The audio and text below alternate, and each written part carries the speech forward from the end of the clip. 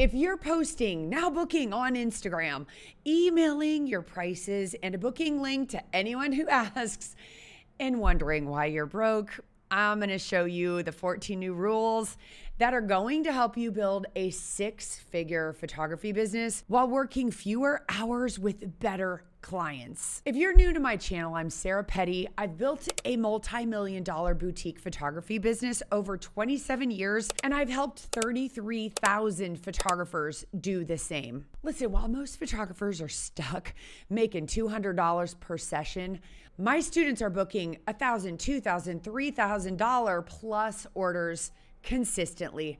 And here's exactly what they do differently. Rule number 1, position yourself as an interior decorator, not a photographer. Listen, this is a game changer. When people think photographer, they think digital files on their phone. When they think interior decorating, and I don't mean a fancy interior decorator, I mean just, I need to make my house look cute, they think furniture, artwork, and a much larger investment. Of course, the budget for decorating a home is much higher than it is for buying digital files to sit on your phone or to post on social media. When you talk with your clients about how this artwork of their family, their kids, or their pets are going to make them feel when they look up at these images on the wall, it completely reframes the budget and investment conversation. People will spend $5,000 on a couch without blinking. But then think about it, they can create their own digital files for free. So why should they pay you more? Change the category you're competing in, and it will change everything for you. Rule number 2, show big to sell big. If you want to sell wall art, you need to show wall art. And this is not giving people an online gallery to look at all their images and place an order from. What I'm talking about is creating displays in your community. Show your work large. Let people see what's possible. I even have my students take a rolled up 40 by 60 canvas to their clients' homes so that people can envision that in their home. They can't envision that from looking at an online gallery. Show big to sell big, and it will change the game for you. Rule number 3, get your prices off your website. I know what you're thinking, but Sarah, people will want to know the prices before they talk to me. Yeah, and those people are likely price shopping. They're comparing you to 5 other photographers based solely on who's the cheapest. And if they find out you're not the cheapest, which you shouldn't be if you want to stay in business, they're not going to want to talk to you. Friend, don't be afraid to talk to people about what you do. When you put prices on your website or you just email them out without talking to people, you're inviting people to judge your value before they even understand it. Because as a boutique portrait photographer, what I do is very different than what a digital file photographer does. So instead, give people a reason to talk to you. Because when someone understands the experience you provide, the custom artwork that you create, and the amazing transformation you offer, price is no longer the sole reason that they make the decision. Listen, when someone emails asking you how much do you charge, say this: hey, thanks for reaching out. I'd love to learn more about what you're looking for so I can give you accurate pricing. Do you have a minute to hop on the phone this afternoon? Easy peasy, my friend. Don't be afraid to talk to people. Rule number 4, don't photograph for free for exposure. Same reason raffles don't work. Listen, here's a rule that will save you so much wasted time. Stop photographing for free for exposure and hoping that someone's gonna see you and decide to pay you. Nobody's gonna see you working for free and say, whoa, I should hire this photographer and pay them good money. And listen, stop donating your gift certificates to raffles. Here's why raffles don't work. People are given half of a ticket, the other half is in a hat, and someone reaches their hand in and picks a winner. You have no idea if that person even wants what you offer. They just are looking for something free, so they call you wanting their free thing, and that's it. They don't order anymore because they just thought, oh, I won free digital files. Those aren't customers you want, because not only do you lose money on them, they make you question what is wrong with your business. Nothing's wrong with your business. It's your marketing that needs to be fixed. Exposure doesn't pay your bills. Giving it all away for free in the hopes that they buy doesn't pay your bills. Smart marketing and strategic partnerships do. Rule number 5, stop posting now booking on social media. Go in real life. Listen, when you're posting discounts or now booking or I have openings this week over and over and over, you show up a little desperate, because we know all businesses are booking every day. Right? And especially if you're offering discounts or specials, it starts to feel a little like a begathon, and it positions you as needy, not as someone who has a premium business that people really want to work with. Think about the more luxury brands. They don't advertise that they have availability. They create demand and desire, and they make you excited to go to that business. We always say, come from a place of leadership, not needership. You might even be asking, is social media even important for us to use as a marketing tool? Maybe you're saying, I'm older and I didn't grow up with social media, or like I'm a dude and I'm not on social media all the time. Well, here's the thing.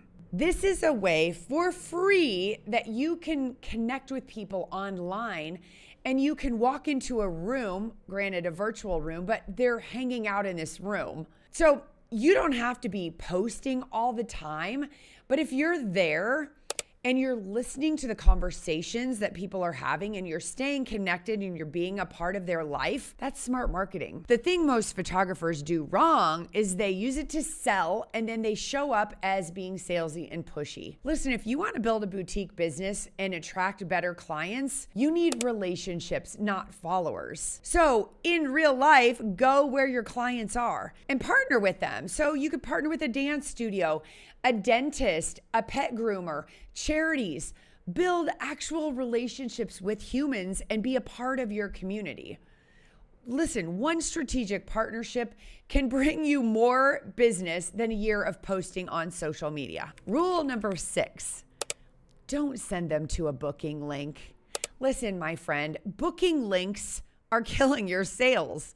When you send someone to an automated booking link, you're treating your business like a transaction instead of a relationship with someone you care about. Think about it like dating. You meet someone and it's like, book a link on my calendar to go out with me. What? Premium businesses don't use booking links.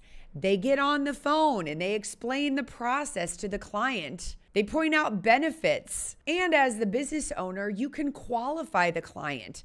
You can educate them about your process, build rapport, and set expectations.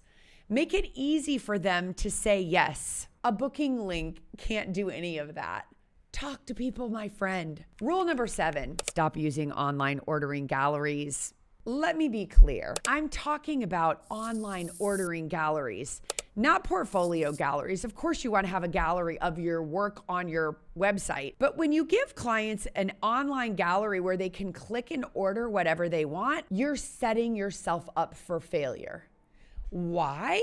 You might be thinking, oh, I'm making it easy for them. No, because it's so easy to get overwhelmed. Many of us have made ordering mistakes before. We get overwhelmed. We experience decision fatigue. Think about going into your closet every morning and trying to decide what the heck to wear. You just wear the same things because it's easy.